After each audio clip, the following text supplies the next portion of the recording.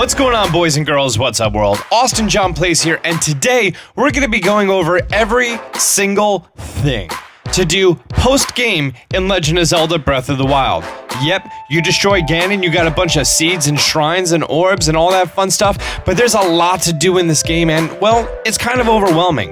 This is going to be probably the best video to make sure you did everything possible in Breath of the Wild. After you watch this video to the end, if I missed anything big, be sure to leave a comment and let me know.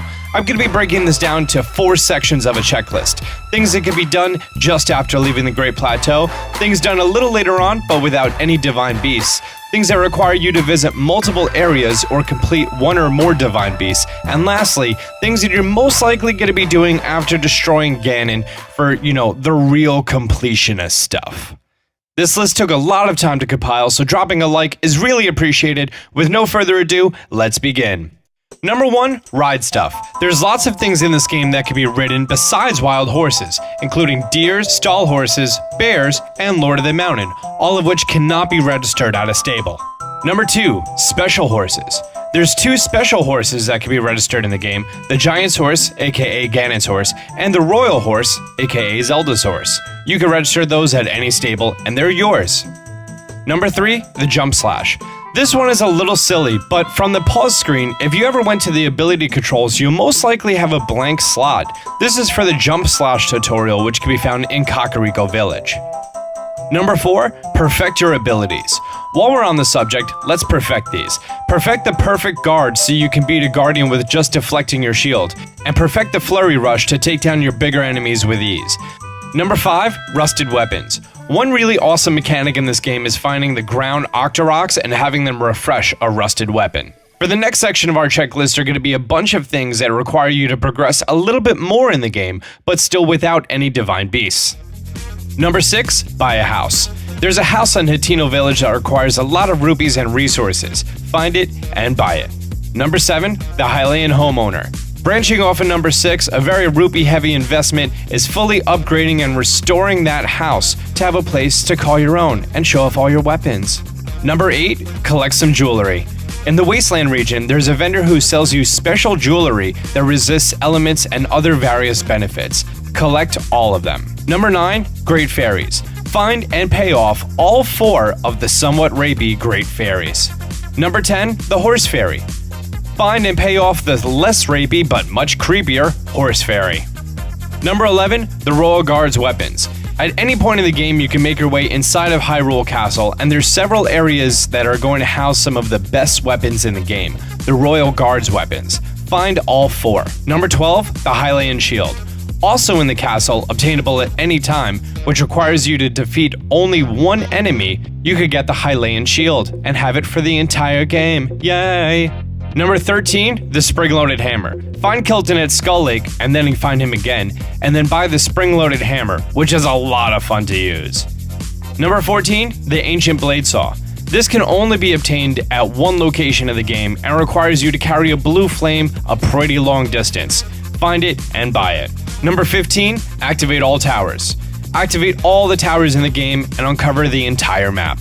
Now, I'm going to throw this one right here as an optional. Destroy Ganon before having any divine beasts conquered. It's going to be a really great feat to be able to do this because you're not going to have the best of weapons, hearts, or divine beasts cleared which help you in the final fight, so totally optional. For the next section, it's going to require going to multiple areas in the map and or completing one or more of the divine beasts. Number 16, get all the outfits. Get all the sets of outfits in this game, the Barbarian, the Climber, the Dark, the Desert Voe, the Flamebreaker, the Gerudo, the Ancient, the Hylian, the Radiant, the Rubber, the Snowquill, the Soldiers, the Stealth, and the Zora. Number 17, Monster Masks. Get all of the Monster Masks from Kilton. That way you can blend it with enemies. Number 18, the Champion's Abilities. After defeating the Divine Beasts, you're going to get the Champion's Abilities. Collect all 4. Number 19, this one almost goes hand in hand, but after completing the Divine Beasts, you get a weapon for each of the 4 parts. And that weapon, if it ever breaks, it could be repurchased from the person you got it from. Number 20, Tarrytown. After buying your house, it begins a side quest for Tarrytown, which is a very resource-heavy side quest, and it involves you recruiting people from all over the world to start this new community. However, the ending is pretty much one of the most fulfilling things you're ever going to find in a Zelda game. Number 21, dog. That's why you're my D-O-G-E. My dog. I don't know if everyone's going to get that reference. There are dogs in this game that when you make them happy and make them your bestest buddy and tell them that they're a good boy, they bring you to a hidden treasure. Find all 14. Number 22, minigames. There are 16 minigames in the entire game, 4 of which you'll need for shrines. The rest are optional. Find all 16. Number 23, clear the Colosseum. There's a Colosseum fairly close to the Great Plateau, and it's home to some of the strongest enemies in the game. After defeating all the 4 divine beasts, clear the entire Colosseum, including the silver Lionel at the bottom. Number 24, the bridles and saddles. There are 6 sets of bridles and saddles in this game for your horse. Find all 6. Keep in mind, to customize your horse and his bridle and saddle, in addition to other things, you have to have max affection with him. Number 25, find all the captured memories in this game. All 12, wink wink, locations. Number 26, Of the Wild. Complete all 116 optional shrines and collect the tunic, cap, and trousers of the wild from the Forgotten Temple. Number 27, destroy Ganon. After you defeat all the blights and recover all your memories, defeat Ganon for the complete ending of the game. The last things on this list are going to require a lot of work, and most, if not all, you're going to want to do after defeating Ganon. Number 28, upgrade your armor. Every single piece of armor in the game, upgrade them. That's going to take a lot of Lionel, Helix, and Star Fragment hunting. Number 29, upgrade all your equipment slots. Every Korok seed you find, which, for the record, I'm convinced that you startle the Korok, and then he poops because you scared the shit out of him, and then he gives you that poop, which is a Korok seed because they reproduce asexually.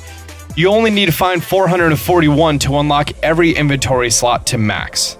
Number 30, complete all the side quests. There's 76 in the entire game, not including the shrine quests. Find and complete all 76. Number 31, 32, and 33, Medals of Honor, for the Molduga, Talus, and Helix. After defeating Ganon, speak to Kilton again, and he's going to award you with Medals of Honor for defeating a certain amount of these 3 enemies. Number 34, Hetsu's Gift, the biggest troll of all Nintendo games ever. Completing all 900 Korok seed puzzles gets you Hetsu's Gift, which is just a larger golden poop. And lastly, number 35, and I made this one last because not many people even really think about it, complete the Hyrule Compendium. Take pictures of all 385 entries in the entire game, every creature, monster, material, weapon, and treasure in the entire game. From number 1, which is Horse, to number 385, which is the Luminite Stone Deposit, all 385 entries. I'm also going to throw in 4 bonus ones that are optional at this time that you can't do without amiibos or some other method, so they're completely optional. Number 1, get the Link outfits from the previous games with the Link amiibos. Number 2, get Epona with the Smash Bros. Link amiibo. Number 3 and 4 is get the Of the Sky outfit and the Fierce Deity outfit, which these 2 are from amiibos that are currently not released yet, so you can only do it with a spoofed NFC chip or card. So boom, 35 things for you to do in Breath of the Wild besides the main story. So for anyone who defeated Ganon, controlled the Divine Beast, and almost completed all the shrines, the world just got a lot bigger. Did I miss any big ones? Leave a comment down below. Until next time, Austin John out. Be sure to like this video and subscribe. I'm going to be giving you guys lots of helpful videos in the next following days and weeks. Till next time, Austin John out.